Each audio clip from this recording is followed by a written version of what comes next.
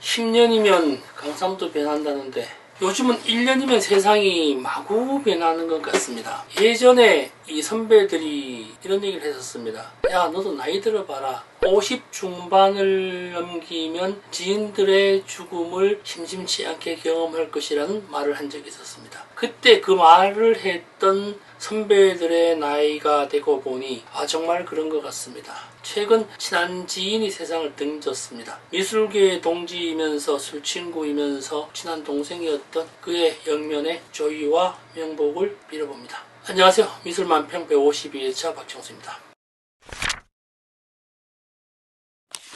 역사는 바뀝니다. 바뀌는 것인지 흐르는 것인지 꼭 그러해야만 하는 팔자이거나 신의 뜻대로 변화되거나 하여간 변하고 발전하는 것은 분명한 것 같습니다. 오늘은 미술시장의 세대 교체와 관련된 이야기를 해보고자 합니다. 저는 개인적으로 미술시장의 세대 교체 10년 주기설을 믿는 편입니다. 그런 이야기도 많이 했고요. 지난 세상이야 어찌 짜맞춰내면 다 그렇고 그렇기 때문에 10년 주기설에 대한 개인적 입장을 만들어낸다고 해도 어떻게 할 말은 없습니다. 어쨌든 개인적 입장임을 먼저 밝힙니다.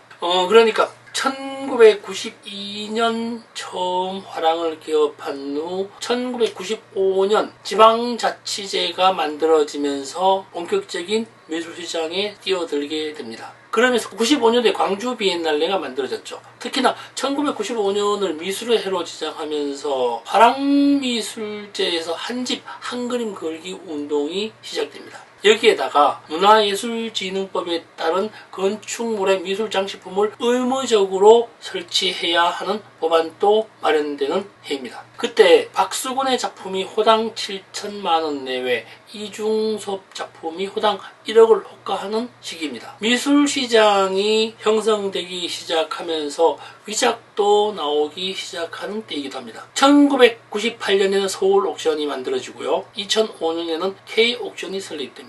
미술시장이 대중화되기 시작하는 시점으로 근현대 미술계의 작품과 미술계의 원로 중심의 작품 판매가 주를 이루던 시대였습니다. 85년도는 잘 모르겠지만 전해 들은 바로는 고미술 쪽이 상당한 역할을 했다고 알고 있습니다. 이때는요, 많이 알고 있는 이들의 작품이 블루칩으로 작용을 했었죠. 박수근, 이중섭, 김한기, 장옥진, 정경자, 유영국, 여기다 동양화 쪽으로는요, 운보, 김기찬, 청전, 이상범, 소정, 병관식, 의제, 허백년, 이당, 김은호, 이왈종을 비롯하여 내고, 박생강, 유산, 민경갑, 이대원, 권옥연, 최영림, 남관, 김창렬, 박고석, 김종학, 오윤, 고용훈, 김웅수 등이 이 시기에 미술시장을 차지합니다. 10년이 지난 2005년에는 신진 미술가들의 약진이 시작되는 해이기도 합니다. 1998년 서울 옥션 거래가 2억 원이 채 안 되었다가 2005년에 설립된 K옥션과 함께 2007년에는 1,800억이 넘는 미술시장으로 확장이 됩니다. 이것이 2016년에는 3천억 시장으로 거대해지기 시작한 것이죠. 작품 유형으로 말씀드리게 되면은 구상미술에서 추상으로 옮겨가야 된다고 해야 되나요? 다 그런 것은 아닙니다만 일반적으로 당시 블루칩으로 거래된 작가들 중에서는 추상이 꽤 많이 자리하고 있었습니다. 2015년경에는 서도호, 임동식, 윤종석, 홍경택, 최소영, 김동유, 강영구, 이환경, 배준성, 안성아, 도성욱, 이강욱, 이정욱, 박성민, 김준, 이우진, 이항은, 지영호, 이러한 30, 40대 미술가들의 대거 등장이 시작됩니다. 다시 한번 말씀드리면 90년대 중반이 95년대가 구상에서 추상으로 갔다면요, 2005년경에는 추상에서 극사실로 전환되는 세대교체라고 말할 수 있습니다. 극사실이기도 하고 형태 변형이나 일그러뜨리는 유형의 작품들이 많이 자리를 합니다. 2015년에는 미술시장 규모가 4천억을 넘기면서 미술작품이나 작가나 여타의 갤러리스트들이 무주공사 시대로의 전환이 됩니다. 앞도 없고 뒤도 없었습니다. 이 시기는요. 불황이라고 하기도 못하지만 그래는 늘 있어 왔습니다. 한국 미술시장의 보편적 구조나 평균치를 확인할 수 없을 정도로 물량이 대거 유입되는 시기이기도 합니다. 여기서 물량은요, 화가도 있고 작가도 있고 갤러리도 있고 아트페어도 있습니다. 아트페어의 난립과 미술가 화랑 피스 갤러리 등이 나타나고 미술 시장을 주도하는 작품들은 형성되어 있으나 신진 작가의 배출이 무척 더딘 시기이기도 합니다. 그래서 안 좋은 미술 시장의 시기라고 말을 하기도 합니다. 그렇지만 그렇게 저는 보지는 않습니다. 아트페어에서도 극사시를 표명한 과일들이나 꽃, 새, 세대 교체를 위한 신진 화가의 등장이 아니라 새로운 유형의 그림이 등장했다는 말이 더 어울리는 시기입니다. 요즘 회자되고 있는 단색화라는 용어가